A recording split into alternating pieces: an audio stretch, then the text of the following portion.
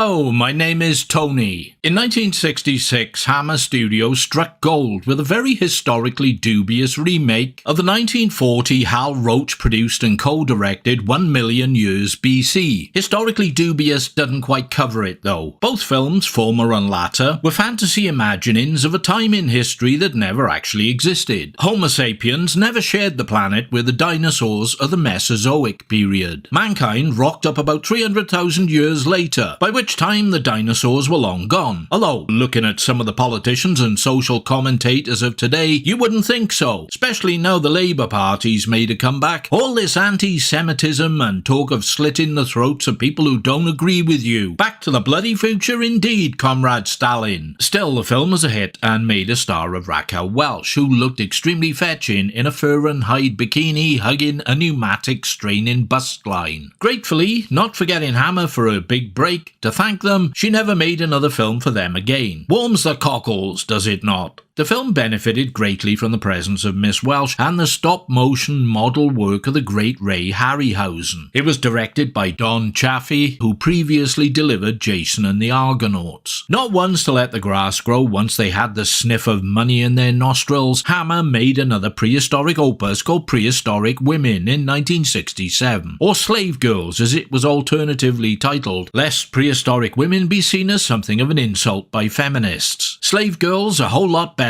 It was a bit of a mindless turkey, and despite featuring the delicious Martine Beswick, ended up the support feature for The Devil Rides Out. Neither film hit the financial sweet spot. Realising that scantily clad ladies with all the right curves and crevices held some lasting appeal for male audiences back then, Hammer weren't prepared to let it go. Catching on that bikinis and clothing generally wouldn't be all that essential with prehistoric nature lovers, they upped the nudity content and banged out two more Jurassic jigglers in the early 70s, When Dinosaurs Ruled the Earth in 1970 and Creatures the World Forgot in 71. To my knowledge, they never appeared together on a double bill, and I saw them separately in Ye Old Market Hall Flicker House. I've reviewed them together here because that's how I would ideally like to have seen them back in the day, and that's how I've recently watched them in their uncut Blu-ray incarnations back to back. So let's get ready to rumble!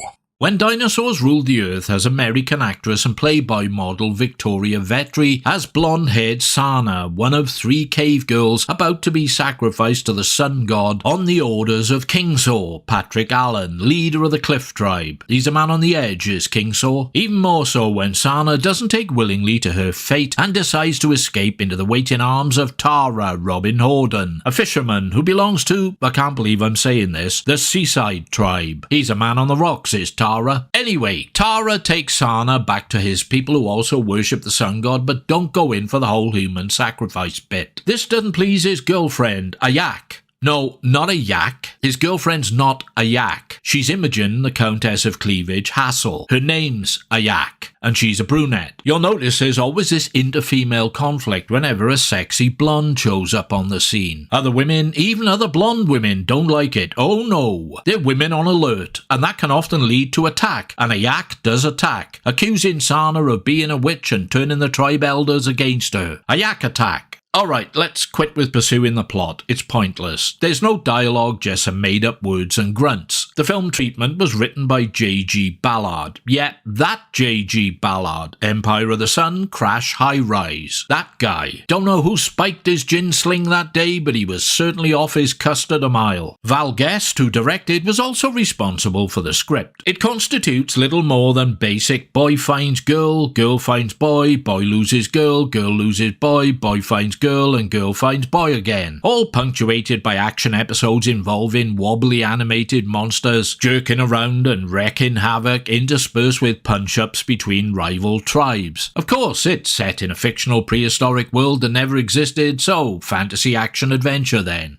Bearing in mind Ray Harryhausen turned it down as he was busy elsewhere, the stop-motion creature animation effects and models were created by Jim Danforth, David Allen and Roger Dickin, and they're not half bad. The interactions between the humans and the monsters are about as convincing as you could expect for the time, technology and budget. Unfortunately, although remastering makes the film itself look hugely visually improved, it also reveals the shortcomings of the effects, and you can more clearly see the splits and deviations between foreground and background. The giant crabs, a worry even then it seems, are particularly impressive though, and the various beat-em-ups and gruesome deaths relatively stimulating. Just like the acreages of bare skin on display, plenty of mazzola-coated thigh, ass crack and bulging chesticles abound, with fleeting snippets of nudity here and there. It's nothing anyone should be even remotely shocked or offended by these days, and the revealing attire applies equally almost to men and women. And my saying that alone is probably enough to bring the wrath of Khan down upon my sexist misogynist butt somehow or other, because someone somewhere is bound to get a wild hair up themselves. All I can say is gird your loincloth and grow the fuck up. If this was more realistic, the cave dwellers would be wearing nothing more than beards and body hair. The men too, probably. When Dinosaurs Ruled the Earth suffers by not being snappy enough. It's too long. 90 minutes would have been more than sufficient for the mundane story it has to tell and the action it has to cover. So it gets saggy and draggy while you hang around waiting for the next dinosaur to rock up or tribal confrontation to kick off. It's in those moments I miss dialogue to fill some of the void. Tits and ass alone are not enough. Did I just say that? Anyway, that said, it did some unexpectedly brisk box office, and as a result, we got Creatures the world forgot.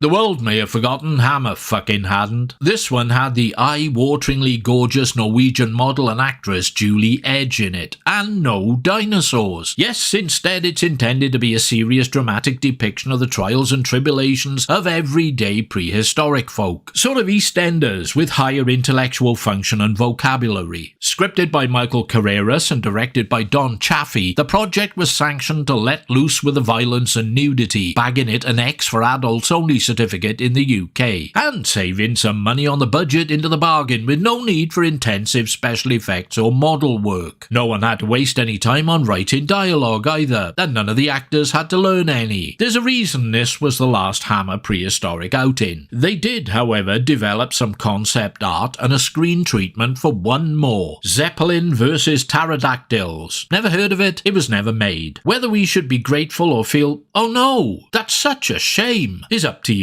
But Creatures the World Forgot was a full stop to the genre where Hammer was concerned. It's a curio, an oddity, an experimental stab at trying to inject some realism into this particular subgenre. What mildly perplexes is Carrera's decision to structure his script into time-jumping chunks or episodes. Chunk 1 introduces a prehistoric tribe partially wiped out in a volcanic eruption, after which Big Mac, Brian O'Shaughnessy, challenges the tribal leader for leadership and kills him in a fight. He is officially appointed leader by the tribal shaman Rosalie Crutchley, who is respectfully billed on the cast list as the Old Crone. Mac leads his people on an arduous trek across the desert in search of a new dwelling place. They run across a fair-haired tribe and Mac bonds with their leader through swapping attractive female mates. Mac gets a blonde and their leader gets a brunette. The brunette already has a mate and is none too happy about being farmed out, so they try to run off together but get caught and are quietly executed. Mac and his tribe fuck off. Chunk 2, and it's about 9 months later. Mac's blonde-haired mate gives birth to twin boys. Prehistoric midwifery being what it is fair to assume she stiffs it in the process because we don't see her again. Chunk 3, a few years later, establishes who's the hero and who's the villain. Of the brothers, fair-haired Tumac is the good guy and Daddy's favoured son, say Prince William. Rule, the scowly, darker-haired kid, or Black Hat, is the vile, nasty, vindictive Prince Harry figure. Chunk 4, 50 fucking minutes gone and everything so far has just been a sodding prologue. Mac dies of some prehistoric palsy and Tumac, Tony Bonner and Rule, Robert John, plunge into conflict over the leadership of the tribe. The tribe is split in two, pitting the two brothers and their followers against each other. In all this then, where's the nominal star of the show, the headliner we were promised, former Miss Norway herself, Julie Ege? She's a-coming.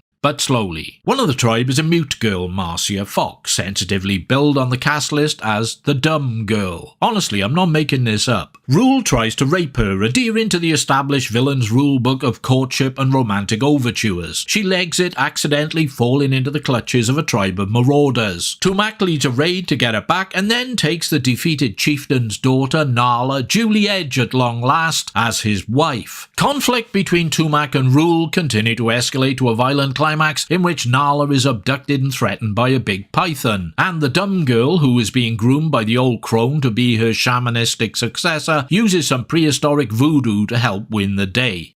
Now, I'll applaud Hammer for trying to do something different, even though I suspect their motivations were less to do with innovation and more to do with cost cutting. The estimated budget for this was £420,000. That wouldn't fund a fucking tea break on a Tom Cruise movie of today, when Dinosaurs Ruled the Earth cost £566,000 with the models and FX. Creatures does look good, even better on Blu-ray, and it feels a little like a National Geographic docudrama made on the fly, with Chaffee dwarfing his characters in sweeping panoramic landscapes, having them communicate with close-up facial expressions, capturing some of the action with what seems to be slightly unstable handheld shots. All that's missing is a David Attenborough voiceover dropping words like Serengeti and wildebeest. It doesn't stint on the brutality and violence either, and the nudity, a major selling point at the time, is largely superfluous in the same way that a documentary about indigenous tribespeople would be. Julie Ege is a knockout though, but then she always was. It's just she makes a very late entrance and isn't in it all that much, and I miss the dinosaurs, to be honest, child that I am. Would I recommend that you do what I did and watch the two back to back or even separately? If you're feeling frivolous and idle with time to burn and nothing else to do, they're not so bad as to make you wish you could get that time back. And they do represent an interesting period in Hammer's evolution whereby they were grappling with how to remain afloat and relevant in the new cinematic world of the 1970s. I suppose in the end all they could really think of to do was to pump up the sex and violence and see what, if anything, hit the target. They never found their magic bullet, but I had a lot of fun watching them looking and shooting themselves in the face.